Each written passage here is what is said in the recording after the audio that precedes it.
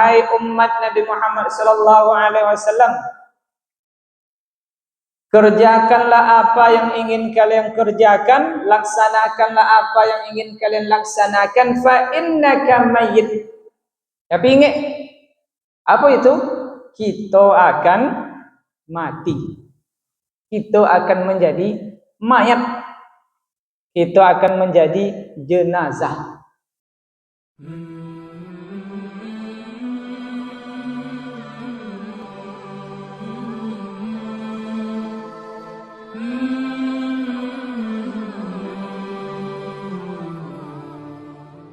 Assalamualaikum warahmatullahi wabarakatuh.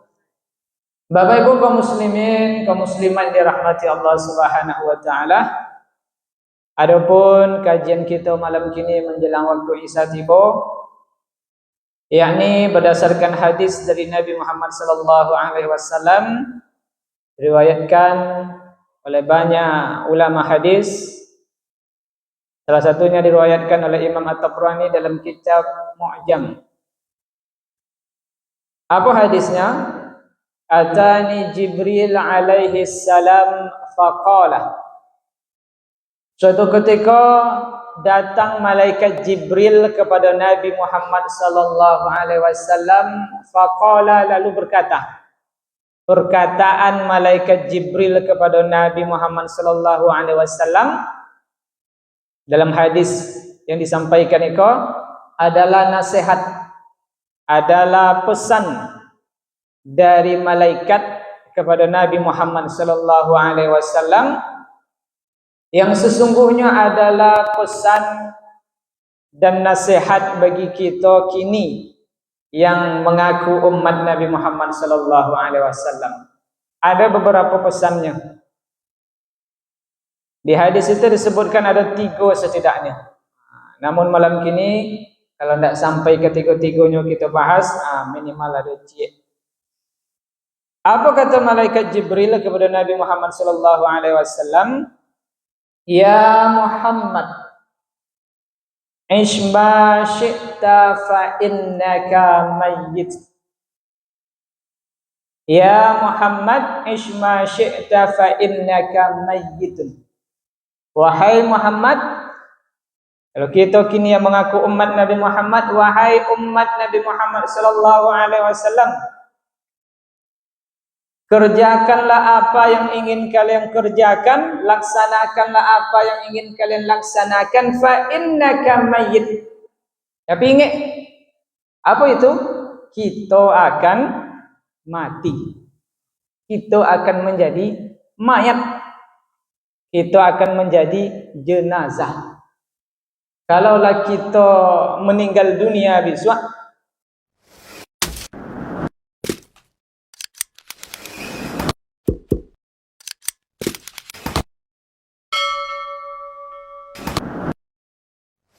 itu yang poi terlebih dahulu dari diri kita, selain nyawa kita, apa bu? Kita mati, kita meninggal. Apa yang poi paling copek dari diri awak selain nyawa tadi? Namo roh. Roh. Roh poi. Sama nyawa roh nyawa. Yang poi pertama tentu roh. Kemana poinya? Ndak ubi dah awak ya kan? Jangan dicari-cari lah ke mana poi ya. Yang pentingnya kembali kepada Allah Subhanahu wa taala. Itu yang pertama yang poi roh, nyawa bahasa awak. Kemudian apa setelah itu lah? Namo tadi bahasa baik. Namo nan hilang. Orang tak panggil namo awak tadi lah.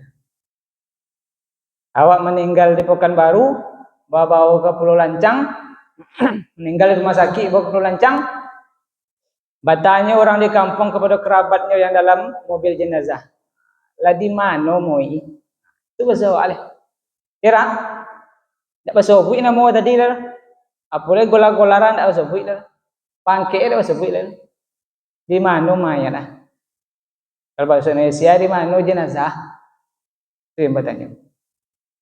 Atau awaklah terbujur kaku tadi di rumah, datang orang laba mandin moi. Itu je orang leh.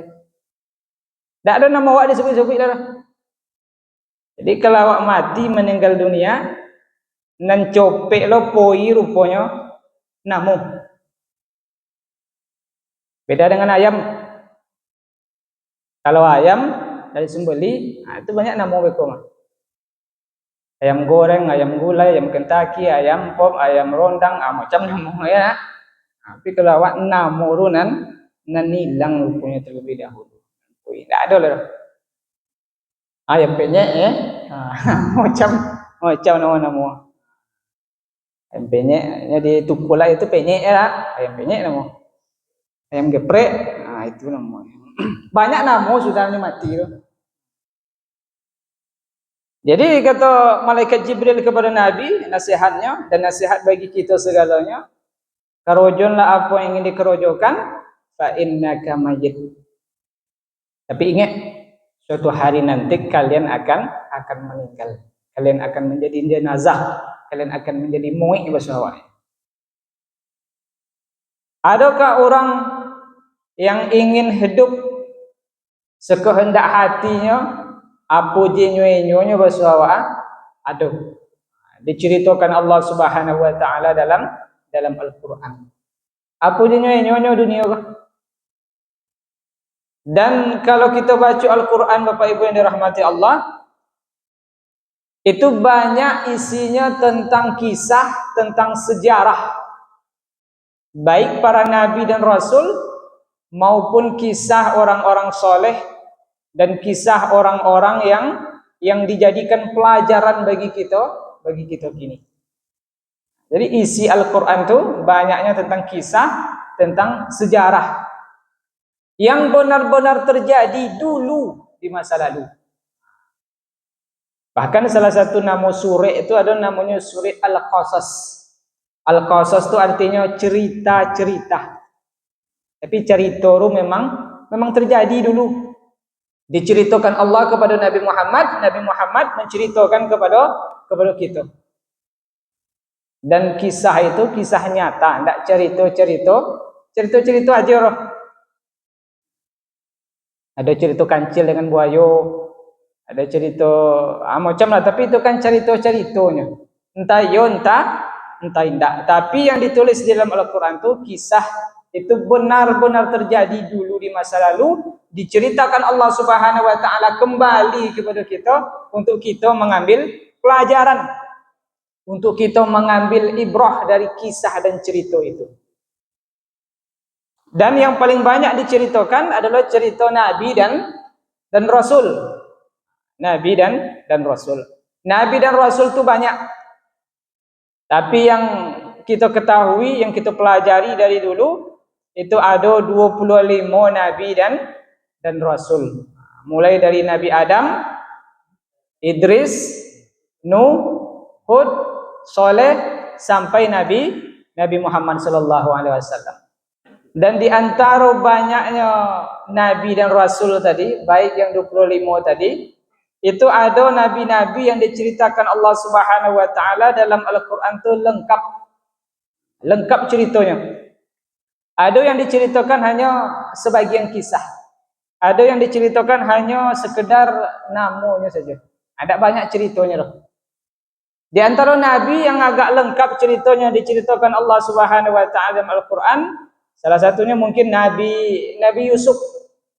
Salah satu nama orang yang berkuasa pada zaman Nabi Musa namanya Fir'aun. Siapa Fir'aun? Fir'aun disebutkan oleh para ulama adalah gelar untuk raja-raja Mesir pada waktu itu. Jadi Fir'aun itu tidak nama sebenarnya, gelarnya Fir'aun. Dan para ahli sejarah mengatakan pada masa Nabi Musa itu nama Fir'aunnya Ramses II. Ada yang lain mengatakan Manaftah. Tapi pendapat yang lebih banyak dipakai adalah Ramses II. Tapi di Al-Quran tetap disebutkan dengan Fir'aun. Bagaimana Fir'aun? Sesuai dengan hadis yang awak sebut tadi, isma syi'tah, enyo ingin hidup apa je nyo seakan-akan nyo ndak akan pernah mati. Enyo seorang raja, seorang penguasa, kalau bahasa awak kini seorang pemimpin, tapi ingin apa je nyo. Bahkan suatu ketika enyo bermimpi. Mimpi tadi ditafsirkan ke ahli mimpi. Pada waktu itu apa kata ahli mimpi?